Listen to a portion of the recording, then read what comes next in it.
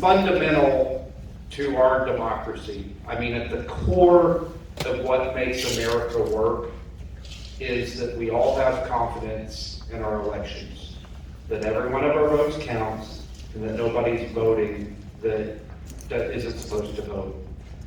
And so I'm on the elections committee, and I want to take just a little bit of time to talk about what's been going on in elections last year and this year, because I think it's going to be very, very important as we come back into the veto session. Because there's a lot, we have yet to pass an elections bill in the House and Senate because of the negotiations that have been going on.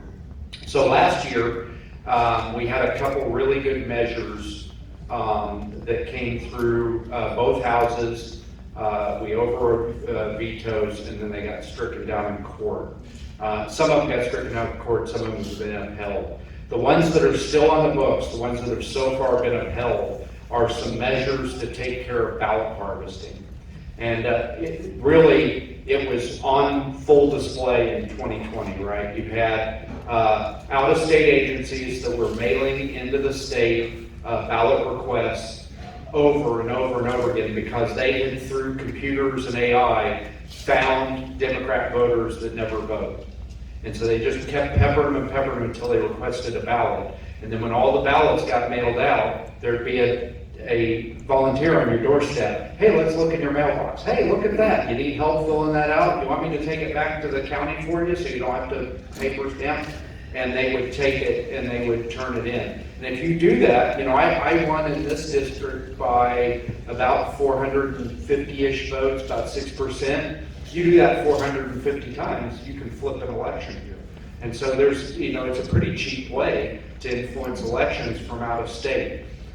We passed some laws, some of them stuck, some of them were overturned in court. One of them that was overturned in court was out-of-state agencies could no longer mail ballot requests into our state. And that did not survive the court challenge. But what did survive the court challenge is that a person can only turn in 10 ballots that are not their own.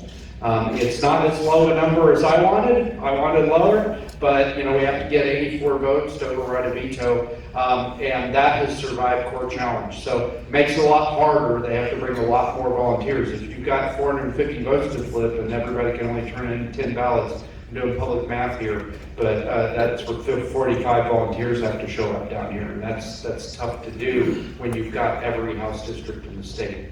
And so that survived. But there was a lot of work to get done that did not get done last year that we're working on right now. I'm going to talk about a couple bills that have not come to the House yet, and then a couple that I sponsored. Two that have not come to the House that we're going to be asked to consider after they come out of conference. The first is about poll boxes, or the ballot boxes, right? There's a lot of concern that, we do it great in Leavenworth County. Let me just say, our clerk's office deserves so much credit for how hard they work to guarantee the integrity of our elections, but every place isn't Leavenworth County. And there's a lot of concern that ballot boxes are being put out there and there's no surveillance of them, there's no supervision of them. And so what this bill does, and again, this is from the Senate, we haven't heard it yet, is it limits the number of ballot boxes to 1 per 30,000 people in your county. So it also requires that they're supervised. Somebody has to be watching that box, either electronically or in person. Somebody needs to be watching that box. And so that's one of those that's floating out there. And again, it is still in conference committee, so it may come out some permutation of that. Another big one is so last year we passed a bill, and it was signed that it passed, that the Secretary of State can't enter into a consent agreement. If you're following the 2020 elections in Pennsylvania, the Secretary of State, the state was sued, and the Secretary of State entered an agreement that changed the election law. And the U.S. Constitution clearly says that the legislature sets the laws for elections in each state. It's how we keep the federal government from taking over elections and stealing our liberty. And so it did not say, that the bill that we passed did not say that the governor couldn't enter a consent agreement. And so there's a bill that originated over in the Senate that we're going to get the opportunity to consider that extends that prohibition to the governor too, because we don't want to, nobody can change our election law, but your representatives in the House and the Senate, your elected representatives. And that's what the bill says. So there are two bills that I sponsored that are also in the mix for when we come back. The first one, to me, seems obvious. And of course, the other side still wails and moans, but to me it seems self-evident and obvious, and actually they both do. But the first one is that election machines, whether they're ballot machines that you put your ballot into or ballot counting machines, any election machines that receive or count votes cannot be connected to the internet. Seems self-evident to me. Of course, there's still wailing and gnashing of teeth, and I'm sure the governor will veto it if we pass it, but that seems self-evident. Another thing are these electronic poll books that we all use, right? And they are secure, and we want to make it more secure. You show up at the polling place with your ID, the machine scans your ID, it scratches you off the poll book to say you voted, so you can't go someplace else and vote someplace else. And it has to be connected electronically so that all the other polling places know that you voted, so you don't go to every polling place in the county to vote. There is currently no regulation of those at all. Nobody has oversight of those, and there have been a lot of concerns. We heard Dr. Frank in the elections committee. He had a lot of concerns, but I've heard a lot of people say we got to go back to paper poll books because there's no way to secure them.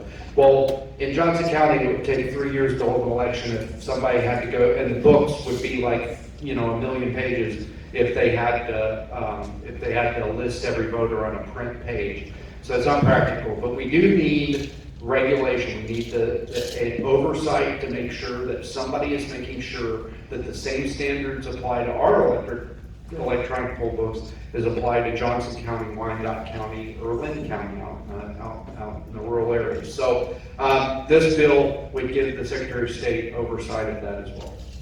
But the other thing, the other bill that I sponsored this year that will be up for consideration here in the next week or two is about cleaning up our voter rolls.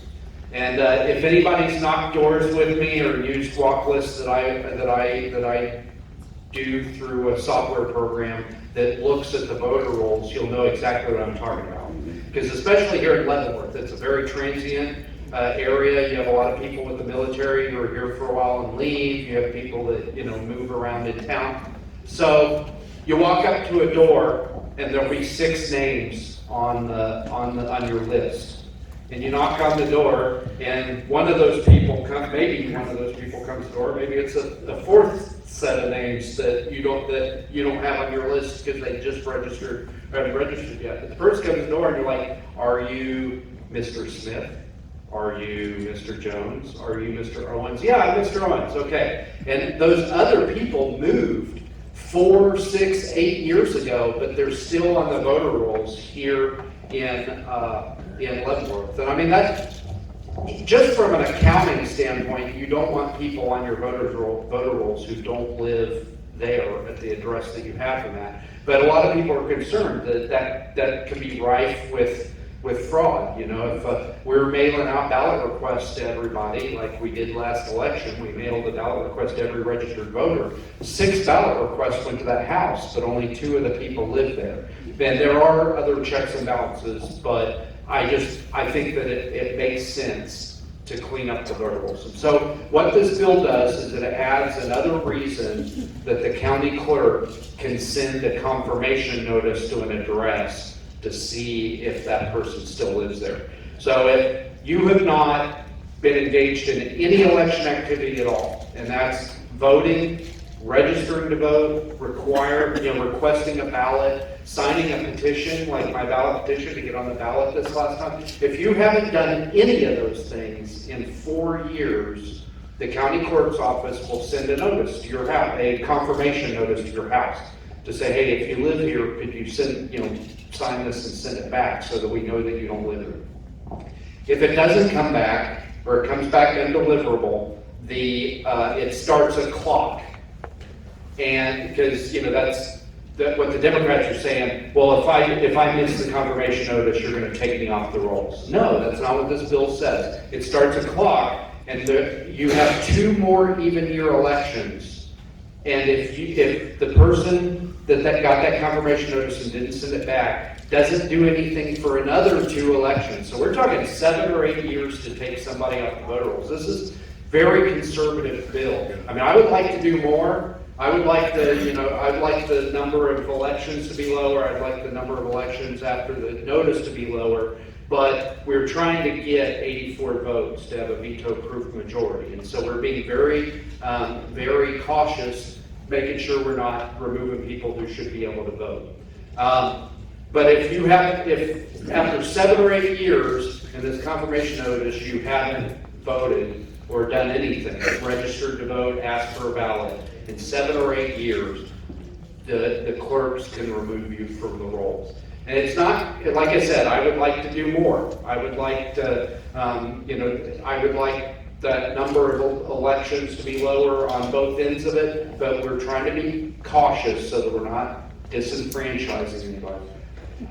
So I sit on the elections committee, and the things that you hear the other side say about what we're trying to do, just basic, simple ideas to, again, get at that most fundamental requirement to be a free society, that we believe and we know that our vote counts and nobody's voting who shouldn't be voting. Wailing and gnashing of teeth. We're discriminating. We're trying to keep people of color from voting. We're trying to disenfranchise, low-income communities. I'm a low-income community. We have 20% poverty rate in Leavenworth, in my area of Leavenworth. I don't disenfranchise people because I disenfranchise them. I'll have nobody voting for me, right? So I think it's just, I think we must have hit the mark last year and this year because the screaming is so loud. We must have hit, it's something that they're doing to try to stuff those ballots and trying to do that ballot harvesting, and that's why they're screaming, and that's why I know that we're doing the right thing.